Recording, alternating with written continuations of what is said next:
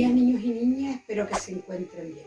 Hoy vamos a trabajar la cápsula de lenguaje y vamos a hablar de la leyenda. ¿Qué es una leyenda? La leyenda es una narración de un suceso con parte de realidad y otra parte de fantasía. Se transmite de generación en generación. Esto quiere decir que un padre se lo cuenta a su hijo y este hijo al otro y al otro. Es parte de la cultura y las creencias de un pueblo o lugar.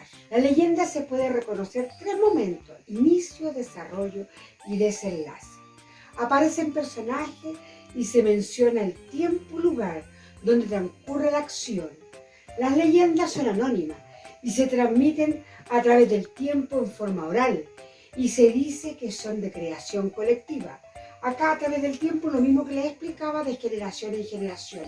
Un abuelo te lo contó a su nieto, después creció, tuvo sus hijos y se lo contó a sus hijos y los hijos a sus hijos. Y así se va creando la leyenda y se transmite de generación en generación. La estructura de la leyenda. Ya tenemos el título, el ambiente o lugar, los personajes y principales hechos de la leyenda según el orden de que esto ocurre. Ya tenemos ejemplos de leyenda. Tenemos el Trauco. Este personaje era un hombrecito chiquitito que encantaba a las mujeres. Tenemos la Pincoya, una hermosa sirena que con su canto encantaba a los marinos. Y tenemos acá el Caleuche, el barco fantasma.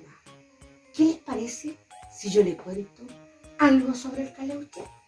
El Caleuche, barco fantasma. Este barco aparece en la isla de Chiloé.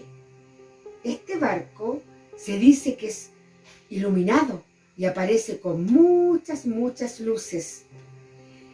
Este es el Caleuche, un buque misterioso que navega y vaga por los mares de Chiloé.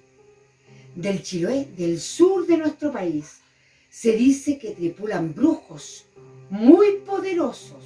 Por lo general, aparece cuando hay nieblina, que el mismo barco las crea.